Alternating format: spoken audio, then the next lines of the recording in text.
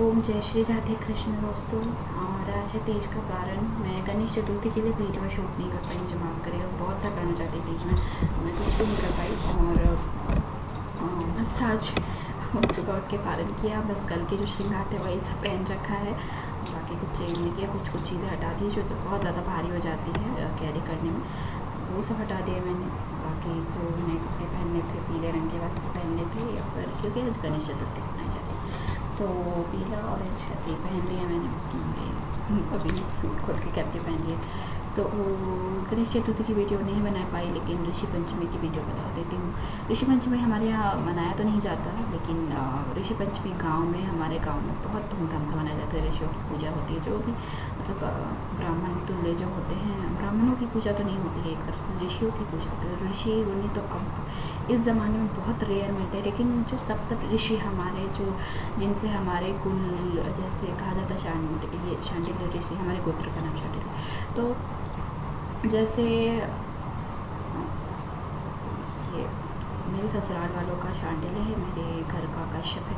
तो जैसे होता है ना, सप्तऋषि थे पहले, मत्स्य अवतार जो हुआ था विष्णु जी का, जिसमें पूरे संसार में जल की प्रलय आ गई थी। तो विष्णु जी ने मत्स्य रूप धर के मनु और सप्तऋषि और मनु की पत्नी, उनको एक नौके में बैठाकर कहाँ ले गए थे? पर्वत थी, हिमालय या फिर मंदार, ऐसे ही कुछ पर्वत के नाम थे, तो वहाँ ले गए थे। तो वहाँ उन्होंने बचाया था। तो तब से सप्तऋषियों की पूजा होती है, क्योंकि सप्तऋषियों की भी बहुत बड़ी महत्वता थी। उन्होंने ही वेदों को धरती पर प्रसारित किया था, प्रचारित किया था। तो इसलिए ऋषियों की बहुत पूजा होती थी। अब तो नहीं होती, क्योंकि अब तो ऋषि के कोई लोग बचे नहीं, सब ढोंगी हो गए हैं, सब ढोंग करते हैं, सब पैसा लेने के एक तरीके अपनाते हैं। लेकिन अभी भी कुछ ऋषि हैं, तो उन्हें खोजने की मतलब देर है, मतलब कैसे भी आप खोजेंगे, बहुत रेयर आपको मिलेंगे। जैसे हिमालय पर हम कहते हैं, हिमालय नहीं, मानसरोवर है ना, मानसरोवर नेपाल साइड में, तो वहाँ हम गए थे कभी घूमने। तो वहाँ पर बहुत सारे नागा ऋषि जो थे वो थे, जहाँ शालिग्राम की मूर्तियाँ मिलती है। वो नदी क्या नाम थी जी उस नदी का? मेरे हस्बैंड को भी नहीं याद है, तो आप सर्च कर लीजिएगा गूगल में। वहाँ नेपाल में एक ऐसी नदी जहाँ पर शालिग्राम की ढेर सारी मूर्तियाँ मिलती हैं, और वो रियल रहती हैं। वहीं से मतलब किन्हीं ऋषियों ने ही वो मूर्तियाँ पहले खोजी थी। तो वहाँ पर भी ऋषि पंचमी में बहुत धूमधाम से मनाया जाता। तो मतलब संजोग से पिछले साल हम ऋषि पंचमी के दिन ही वहाँ पहुँचे थे, और हमने भी ऋषि पंचमी की पूजा की थी। तो मैंने जो पूजा वहाँ देखी वो मैं आपको बता रही हूँ कि हमारे गांव में पूजा होती है, हमारे यहाँ शहर में होती नहीं। तो मैं क्या करती हूँ, मैं फास्ट नहीं रहती हूँ, क्योंकि देखिए तीज को फास्ट रहा था मैंने।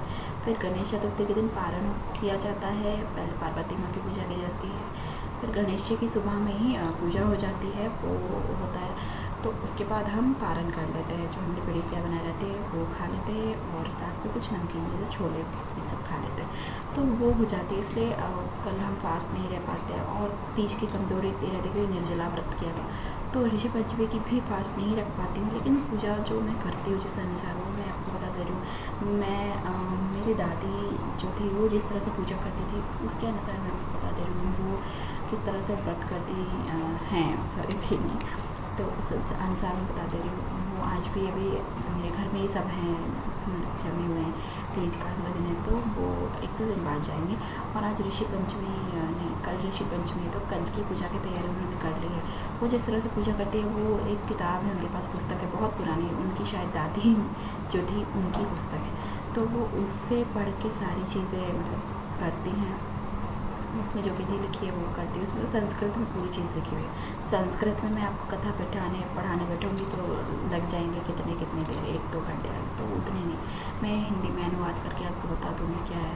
तो वो उस हिसाब से पूजा पाठ करती हैं, और उस किताब के अनुसार, और मैं भी वही उसी तरह से करती हूँ, फास्ट नहीं कर पाती हूँ। वैसे भी मध्य प्रदेश, उत्तर प्रदेश और राजस्थान, यहाँ पे ऋषि पंचमी ज़्यादा मनाई जाती है, क्योंकि वहाँ हरतालिका तीज नहीं होती। जहाँ जहाँ हरियाली तीज होती है या खजूरी तीज होती है, वहाँ हरतालिका तीज नहीं होती है। तो वो लोग ऋषि पंचमी बहुत धूमधाम से मनाते हैं। कुछ लोग फास्ट भी करते हैं, पर कुछ लोग फास्ट नहीं भी करते हैं। फास्ट मैं भी नहीं रखती हूँ, मेरे परिवार में भी कोई नहीं रखते हैं, हम बस पूजा कर लेते हैं। जिस विधि से पूजा करते हैं वो मैं आपको बता दूँगी। बाकी जो विधि बाकी मध्य प्रदेश, राजस्थान, उत्तर प्रदेश, यहाँ उधर उस साइड की हैं, पश्चिम भारत की हैं, वो मैं नहीं जानती, तो मैं आपको बताऊँगी नहीं। मैं देखिए झूठ का प्रचार मैं नहीं करती। चलिए वीडियो से शुरू करते हैं। पहले हम जान लेते हैं कि सप्त ऋषि जो हैं वो कौन थे, ऋषि पंचमी का महत्व क्या है, फिर हम कथा की ओर बढ़ेंगे, ठीक है। तो कुछ चीज़ें मेरी किताब से या कुछ चीज़ें मैंने मतलब अपने पंडित जी या ब्राह्मण देव है उनसे भी पूछी, तो मैं सबको अनुपात में आपको बता रही, सारे चीज़ों का अनुपात करके बता रही।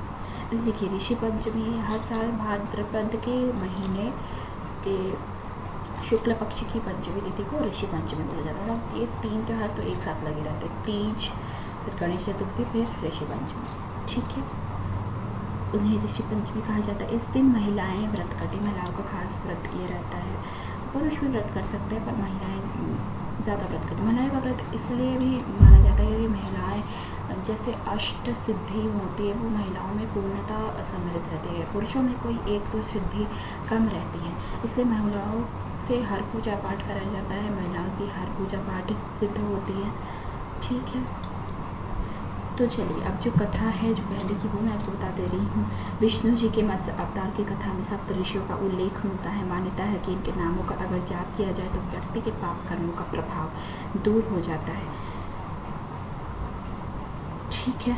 उज्जैन के ज्योतिषाचार्य हैं पंडित मनीष शर्मा, तो वो मेरे जो भाई हैं रमेश टेलर जी, उनके जान पहचान के हैं, तो उनसे उन्होंने बात की है, तो उन्हें वो ज्योतिषाचार्य जी ने बहुत चीज़ें बताई है, और उन्होंने जो चीज़ें बताई मैं आपको बता दे रही हूँ। उनके अनुसार ये मानना है कि विष्णु भगवान के अवतार, मानना कि ये तो सही बात है, मत्स्य अवतार के समय धरती पर जल प्रलय आ गई थी।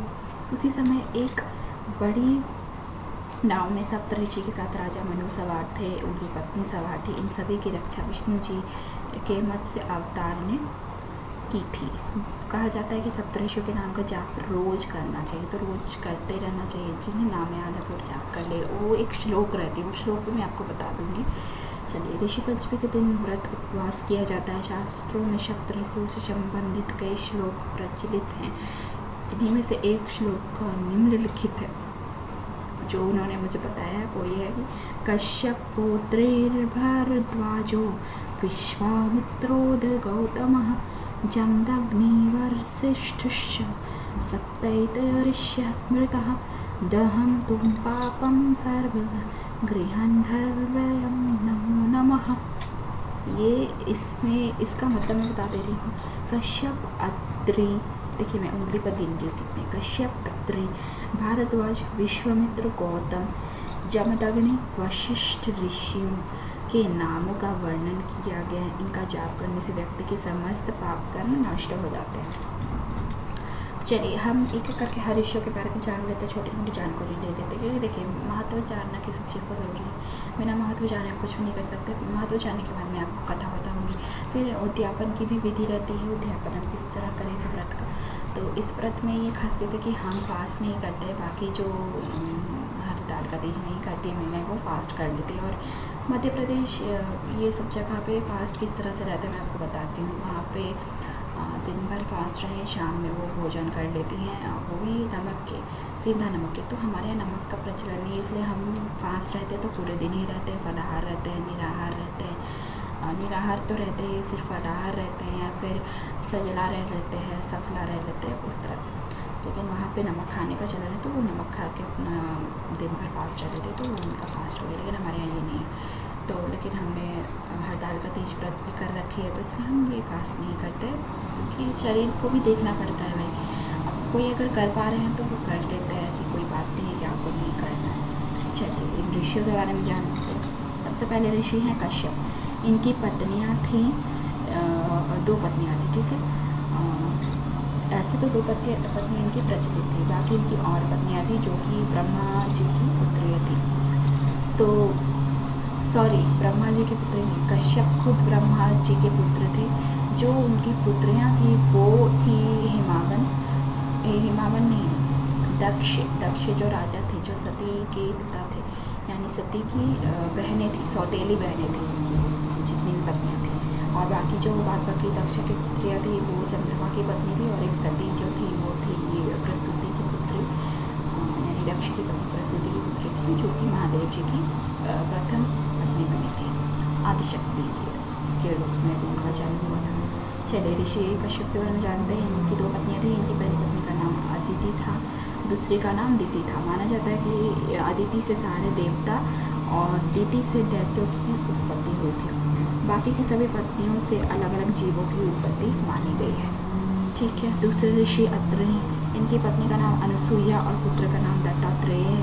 माना जाता है कि त्रेता युग में श्री राम लक्ष्मण और सीता वनवास के समय ये अत्रि ऋषि के आश्रम में ही आकर रुके थे।